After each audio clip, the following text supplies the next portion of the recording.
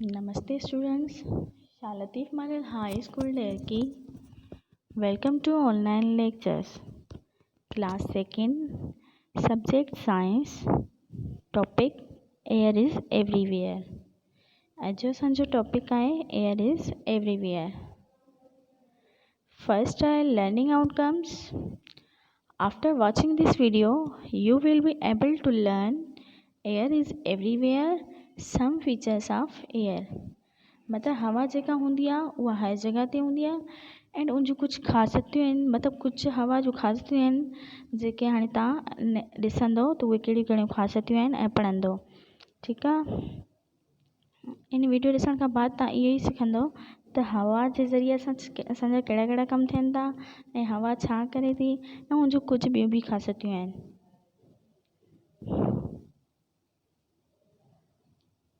First, air is everywhere. Do you feel something when you blow air into a balloon? We cannot see air, but we can feel it when it blows. We can also feel it when we ride a bicycle or when we switch on a fan. चए थो त जॾहिं हवा लॻंदी आहे त असांखे नज़र न ईंदी आहे बट असां उनखे फील करे सघूं था पिया. ॾिसो जॾहिं बि हवा लॻे थी पई नज़र त कंहिंखे बि नथी अचे पर असां उनखे फील करायूं त असांखे हवा लॻे थी पई त फील करे सघूं था पिया त कंहिं इहा जॻह ते माना पाण सम्झो त कंहिं हिकु जॻह ते वेठा आहियूं त हुते फैन बि हले थो हवा बि हले थी त तव्हां फैन खे बंदि कयो त तव्हां जंहिं टाइम फैन खे बंदि कंदो त तव्हांखे जेका हवा लॻंदी एंड उहा जॾहिं हवा तव्हांखे लॻंदी त तव्हां फील कंदो त हिते हवा हले थी पई. मतिलबु फैन बि हले थो पियो हवा बि हले थी पई लेकिन असां उनखे उन हवा ॿाहिरीं हवा खे असां कीअं फील कंदासीं जॾहिं असां फैन बंदि कंदासीं त असांखे उहा हवा लॻंदी त असां फील कंदासीं त हिते हवा हले थी. ठीकु आहे. अहिड़े ई तरीक़े सां ॾिसंदव जेका बाइसाइकिल हूंदी आहे तव्हां उनखे राइड कंदव मतिलबु हलाईंदव जीअं जीअं तव्हां अॻिते वेंदव ऐं जॾहिं उहा जेको आहे हवा तव्हांखे लॻंदी त तव्हां फील कंदो त तव्हांखे मतिलबु हिते हवा मौजूदु आहे. त जॾहिं तव्हां ॾिसो साइकिल वग़ैरह ते वञो था पिया त तव्हांखे हवा लॻे थी पई त तव्हां फील कयो था पिया त हिते हवा आहे. अहिड़े ई तरीक़े सां जॾहिं तव्हां बलून खे हवा में उॾाईंदव त तव्हां ॾिसंदव बलून जेको आहे उहो हवा में बि ब्लो कंदो आहे त उनमें तव्हां फील कंदव त हवा मौजूदु आहे. मतिलबु पाण बलून में बि जॾहिं हवा वग़ैरह भरूं था पिया त ऐं उनखे उॾायूं था आसमान में त उहो उॾरी वञे थो त मतिलबु तव्हां फील कयो था पिया त इहो बि हवा जे ज़रिए उॾरी वञे थो पियो. Living things need air. जेके इंसान ज़ात हूंदा आहिनि उन्हनि खे जेको आहे जेके इंसान ज़ात हूंदा आहिनि या प्लांट हूंदा आहिनि या एनिमल्स हूंदा आहिनि उन्हनि खे बि जेको आहे नीड हूंदी आहे एयर जी मतिलबु उन्हनि खे बि ज़रूरत हूंदी आहे हवा जी. We breathe in air thus air plays an important role in everyday life. जेका एयर हूंदियूं आहिनि उनमें डिफरेंट टाइप जूं गैसिस हूंदियूं आहिनि. ऑक्सीजन बि जेका आहे एयर में मौजूदु हूंदी आहे एंड असां जेको आहे साहु खणंदा आहियूं उहा हवा में खणंदा आहियूं त जीअं असांखे उनमें ऑक्सीजन मिली सघे इन करे लिविंग थिंग्स लाइ एयर हुजणु ज़रूरी आहे एंड एयर जेको आहे ॾाढो इम्पोर्टेंट रोल प्ले कंदी आहे असांजी लाइफ में. ॾिसो हवा न हूंदी त असां ज़िंदा न रही सघंदासीं. मतिलबु एयर जेको आहे उनमें ऑक्सीजन मौजूदु हूंदी आहे उनजे ज़रिए असांखे ऑक्सीजन मिले थी पई असां साहु खणूं था पिया ऐं असां ज़िंदा रहूं था पिया. उनखां पोइ आहे air is everywhere. It is all around us. There is no place on earth without air because air fills up space. Air is everywhere. It is all around us. There is no place on earth without air because air fills up space. चए थो त तव्हां ज़मीन ते अहिड़ी कोई जॻह ते ॾिसंदव त जिते एयर मौजूदु ई न हुजे. इट मीन्स जेका बि असांजी सॼी स्पेस आहे सॼी जेका अर्थ वग़ैरह आहे उहा एयर सां फिल थी चुकी आहे. चए थो त तव्हां ज़मीन ते अहिड़ी कोई जॻह न ॾिसंदव त जिते एयर मौजूदु ई न हुजे. इट मीन्स जेका बि असांजी सॼी स्पेस आहे सॼी जेका अर्थ वग़ैरह आहे उहा एयर सां फिल थी चुकी आहे.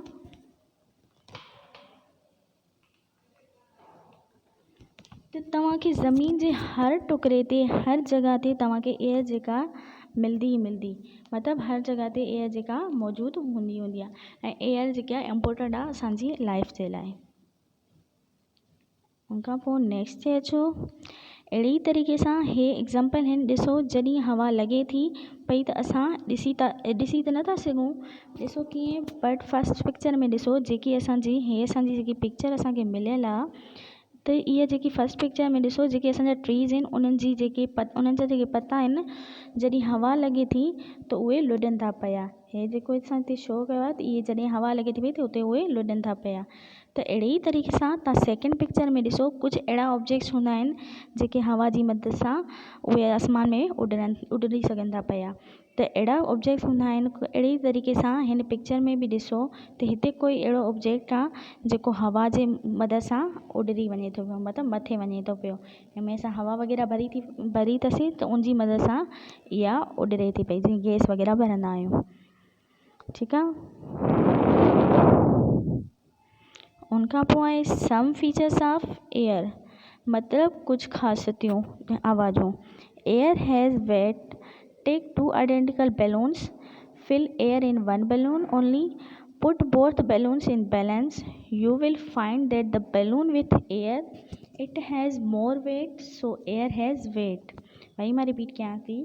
Tech two identical balloons, fill air in one balloon only, put both balloons in a balance, you will find that the balloon with air it has more weight, so air has weight। चए थो त जेका air आहे जेका असांखे नज़र बि नथी अचे बट उनजो बि वज़न आहे। जीअं इंसान जो वज़न हूंदो आहे, कंहिंजो 40 kg आहे, कंहिंजो 30 आहे, कोई माना असांखां हाइट वग़ैरह में वॾा आहिनि त उन्हनि जी 80 kg बि हूंदो आहे।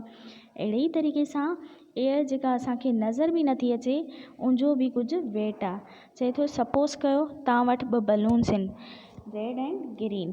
हाणे ॾिसो रेड में असां हवा भरी आहे, उनमें एयर फिलअप कई आहे, ऐं जेको असांजो ग्रीन बैलून आहे उनमें असां कुझु बि फिलअप न कयो, मतिलबु भरियो कुझु बि न आहे।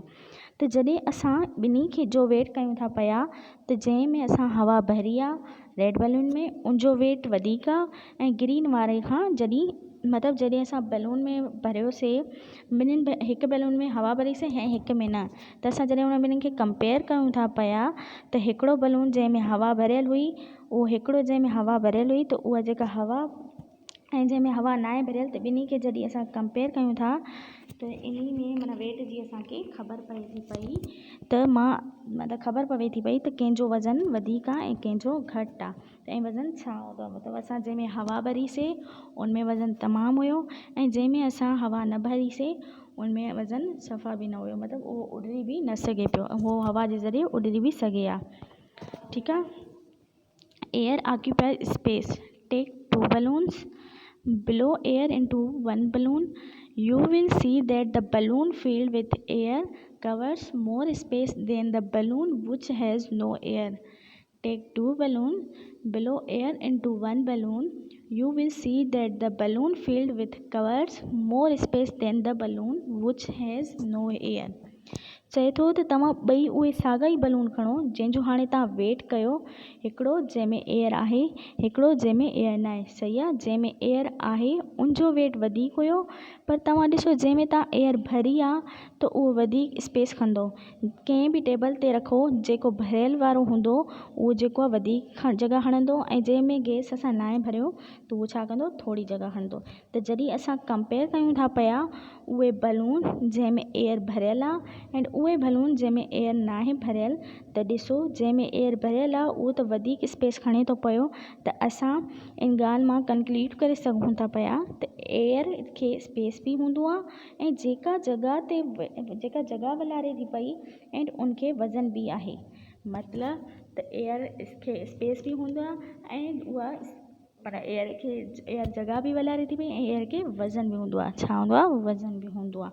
मतिलबु जे बलून में हवा भरीसीं उहो जॻह वधीक खणे पियो एज़ कंपेयर टू जंहिंमें असां मतिलबु हवा न भरीसीं। ठीकु आहे। उनखां पोइ आहे सम फीचर्स ऑफ एयर। वरी हिते 3rd नंबर आहे air is important for living things. Air जेकॾहिं न हूंदी त असां साह खणी न सघंदासीं। मां पहिरों बि तव्हांखे ॿुधायो एयर असांजो इम्पोर्टेंट रोल आहे असांजी लाइफ में। त असां साह न खणंदासीं त असां ज़िंदा कीअं रही सघंदासीं।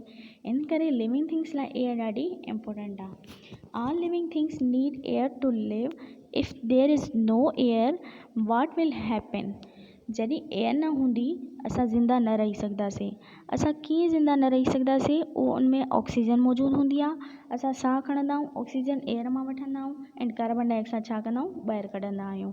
त जॾहिं एयर ई न हूंदी त ऑक्सीजन असांखे मिलंदी ई न, त पोइ असां ज़िंदा कीअं रही सघंदासीं। इन करे जेको आहे असांजे माना असां लाइ एयर ॾाढी ज़रूरी आहे, मतिलबु इम्पोर्टेंट आहे लिविंग थिंग्स लाइ। उनखां पोइ आहे fourth number, air helps in burning. We need air to light a fire. If we stop the supply of air, the fire will blow out. Take a burning candle, cover it with a glass as shown in this picture. You will see that the burning candle blows out. चई थो त कंहिं बि शइ खे ॿारण लाइ असां जूं काठियूं आहिनि, कैंडल आहे या ॿी कोई अहिड़ी शइ आहे जंहिंसां असां बाहि ॿारूं था पिया। त हिते असांखे हिकु एग्ज़ाम्पल मिलियल आहे, हिकु कैंडल खणो, उनखे ॿारियो। जॾहिं कैंडल ॿारे करे उनजे मथां ॿ गिलास हणी छॾंदा, मतिलबु रखंदासीं शीशे जा ई, त तव्हां ॾिसंदो त उहे कैंडल बंदि थी वेंदियूं, मतिलबु उनजी जेके असां बाहि वग़ैरह ॿारीसीं उहा विसमजी वेंदी।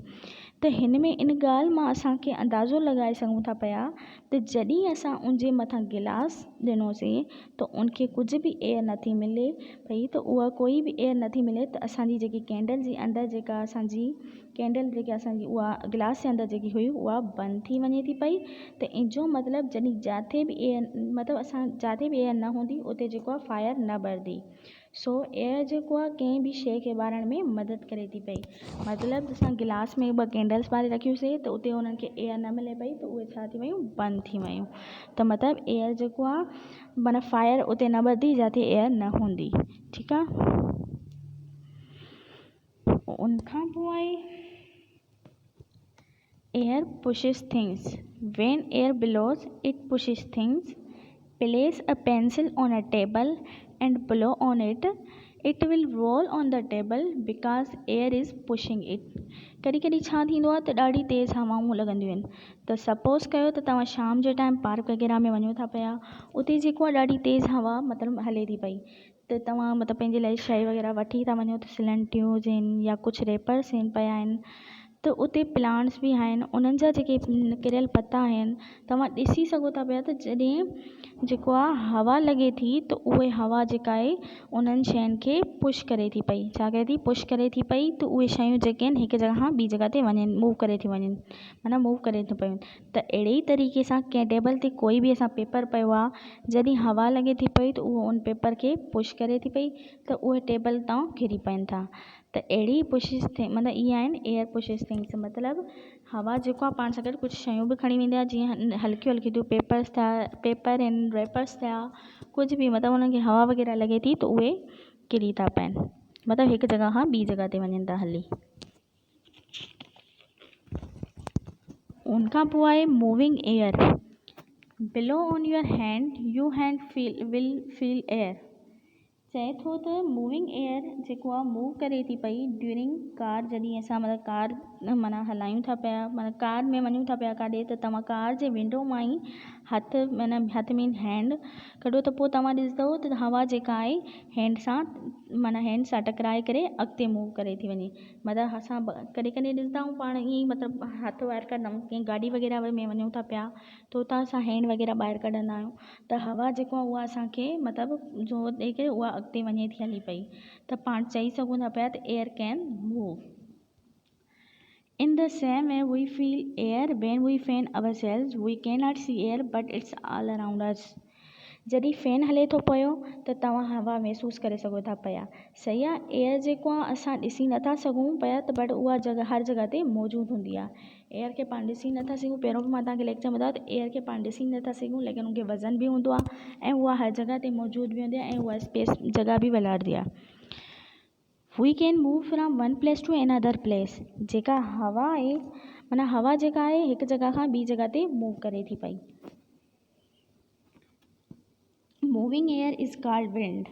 जेका हवा हिकु जॻह खां ॿी जॻह ते मूव करे थी पई त उनखे असां विंड चऊं था पिया। छा चऊं था पिया? Wind. A slow moving wind is called a bridge. Bridge छा चवंदा आहियूं? जेका आहिस्ते आहिस्ते थधी थधी हवा लॻे थी पई उनखे असां ब्रीज़ चवंदा आहियूं। A breeze is gentle and pleasant. A very strong wind is called gale. चए थो त जेका ब्रीज़ हूंदी आहे, जेका आहिस्ते आहिस्ते हलंदी आहे, थधी थधी हवा हूंदी आहे, उहा ॾाढी वणंदड़ हूंदी आहे, मतिलबु प्लीज़ेंट माना वणंदड़। बट जॾहिं उहा इलाही तेज़ थी वञे थी पई त फ़ैन वांगुरु, मतिलबु जॾहिं फ़ैन ॾाढो तेज़ हलंदो आहे त हवा बि असांजो कॾहिं कॾहिं तेज़ थी वञे, मिटी वांगुरु, तूफ़ान वांगुरु थी वञे पई, त उनखे असां गैल चवंदा आहियूं। छा चवंदा आहियूं? गैल। ठीकु आहे। इहो ई असांजी एयर जे बारे में। त एयर जेको आहे हर जॻह ते मौजूदु हूंदी आहे। एयर खे वज़न हूंदो आहे, लेकिन असां एयर खे ॾिसी नथा सघूं पिया, लेकिन उहा हर जॻह ते मौजूदु हूंदी आहे ऐं उनखे उहा जॻह बि वलरदी आहे। ठीकु आहे। उनखां पोइ आहे questions. We breathe in dash. We breathe in dash. असां जॾहिं साह खणूं था पिया त स्पेस जे ज़रिए खणूं था पिया, एयर जे ज़रिए। त असांजो करेक्ट आंसर आहे एयर। छा? We breathe in air. उनखां पोइ a dash wind is called a gale. A dash wind is called a gale. त असां जेको आहे गेल कंहिंखे चऊं था पिया? त स्लो मूविंग खे या फास्ट मूविंग खे। त जेको आहे fast moving wind is called gale. मतिलबु जेकी थधी थधी ॾाढी तेज़ तेज़ हवा लॻंदी आहे त उनखे असां गेल चवंदा आहियूं। ठीकु आहे। उमेदु आहे तव्हांखे सम्झ अची वई हूंदी। Thank you so much for watching this video.